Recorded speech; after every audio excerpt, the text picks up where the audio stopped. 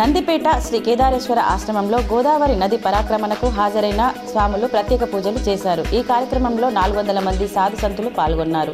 కేదారినంద స్వామి ఆధ్వర్యంలో ఈ కార్యక్రమం జరిగింది.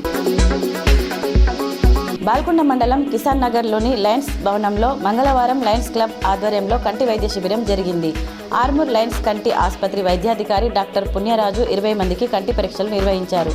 వారిలో మోతిబిందు ఉన్నవారిని గుర్తించి శస్త్రచికిత్సల కోసం ఆర్మూర్ లయన్స్ కంటి ఆసుపత్రికి తరలించారు. ఇందల్వాయి గంగపుత్ర సంఘం తరఫున గ్రామ సర్పంచ్ గంగామణి, గంగారం, ఉప సర్పంచ్ శ్రీనివాస్ గౌడ్లను సన్మానించారు.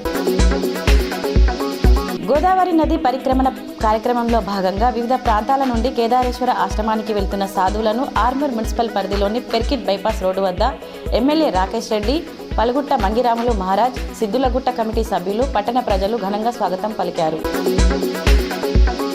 హైదరాబాద్ రవీంద్ర భారతి ప్రాంగణంలో గాన గంధర్వుడు ఎస్పీ బాలసుబ్రహ్మణ్యం విగ్రహ ఆవిష్కరణ కార్యక్రమం ఘనంగా జరిగింది. ఈ కార్యక్రమంలో మంత్రి శ్రీధర్ బాబు, మాజీ ఉపరాష్ట్రపతి వెంకయ్య నాయుడు, హర్యానా మాజీ గవర్నర్ బండారు దత్తాత్రేయ, బీజేపీ రాష్ట్ర అధ్యక్షుడు రామచంద్రరావు తదితరులు పాల్గొన్నారు. గ్రామాలలో నెలకొన్న మౌలిక వసతులపై సర్పంచులు, వార్డు సభ్యులు అవగాహన కలిగి ఉండాలని ఎమ్మెల్యే కాటిపల్లి వెంకటరమణారెడ్డి సూచించారు. సోమవారం జిల్లా కేంద్రంలో బీజేపీ మద్దతుతో గెలుపొందిన వారిని ఆయన అభినందించారు. గెలుపు ఓటములు సహజమని, ఓడిన వారు నిరుత్సాహపడకుండా గెలిచిన సభ్యులకు గ్రామాల అభివృద్ధికి సహకారం అందించాలని కోరారు. బీసీ రిజర్వేషన్ల బిల్లును 9వ షెడ్యూల్లో చేర్చకుండా కేంద్రం తొక్కిపెడుతోందని పీసీసీ చీఫ్ మహేష్ కుమార్ గౌడ్ విమర్శించారు. దీనిపై రాష్ట్ర ప్రభుత్వం పోరాటం ఆగలేదు. పోరాటానికి అన్ని పార్టీలు కలిసి రావాలి. బీసీ రిజర్వేషన్లపై పార్లమెంటులో ప్రైవేట్ బిల్లు పెట్టాలని సీఎం రేవంత్ రాహుల్ గాంధీని కోరారు.